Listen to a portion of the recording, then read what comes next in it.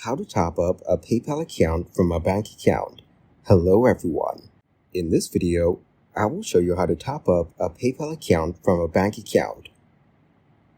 To add money to your PayPal account from a bank account using your computer, first, go to your wallet. Now, click Transfer Money. Click Add Money to your balance. Follow the instructions. Here are a few tips regarding adding money from a bank account.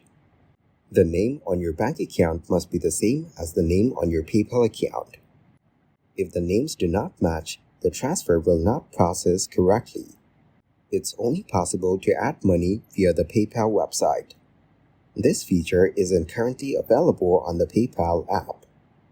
PayPal does not charge you for the transfer. However, bank fees may apply. You should contact your bank about this.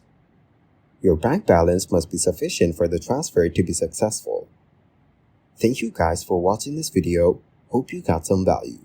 Make sure to like the video and subscribe to the channel to get notified of new videos. See you in the next one.